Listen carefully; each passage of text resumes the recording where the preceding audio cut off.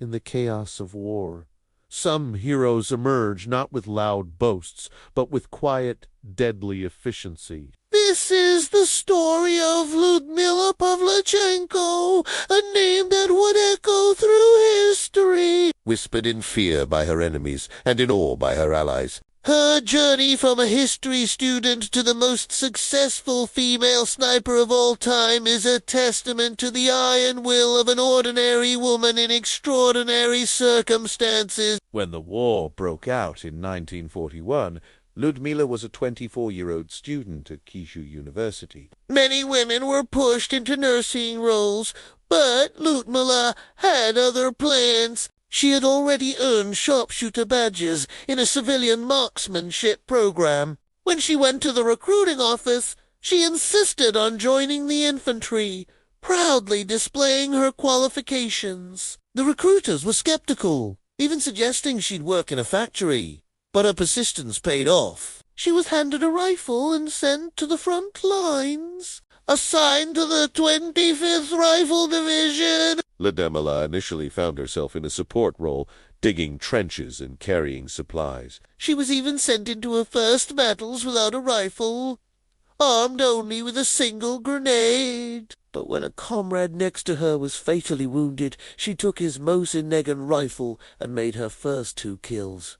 That moment proved her worth beyond any doubt. From then on, she was a sniper. Her new life was one of patience and precision. For hours, sometimes days, she would lie perfectly still, camouflaged in the unforgiving landscape, waiting for a single perfect shot. She hunted in the fields and forests around Odessa, and later during the brutal siege of Sevastopol. Her quiet, unassuming demeanor in camp was a stark contrast to her lethal presence on the battlefield. She wasn't just a soldier. She was a hunter, and her prey was the invading force threatening her homeland. One of her most famous encounters was a harrowing 3-day duel with a top German sniper. It was a battle of wits,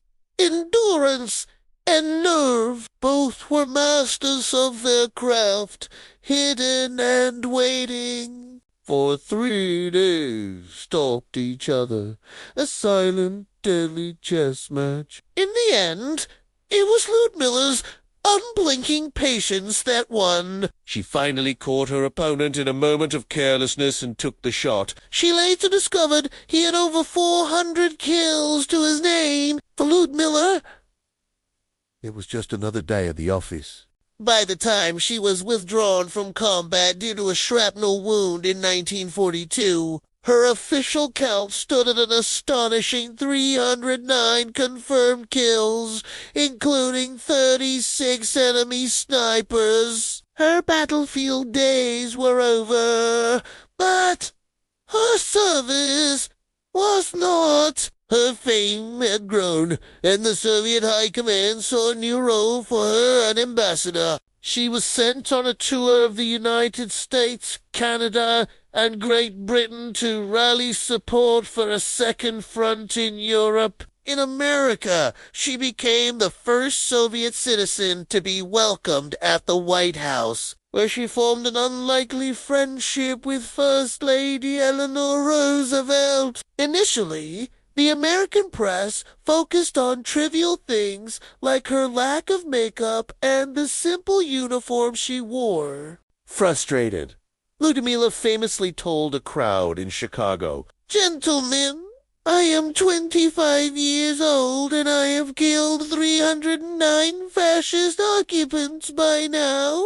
Don't you think, gentlemen, that you have been hiding behind my back for too long?" Her words were a powerful call to action, cutting through the noise and reminding the world of the brutal reality of the war. After the war, Ludmila returned to her studies, finished her degree, and worked as a historian. She remained a symbol of courage and resilience, a quiet student who became a lethal protector of her people. Ludmila Pavlichenko's story is more than just a tally of kills. It's a powerful reminder that heroes can come from anywhere, and that the quietest people often have the strongest resolve. She was Lady Death, a legend forged in the crucible of war, whose legacy continues to inspire generations. Thanks for watching. If you found this story as incredible as we did,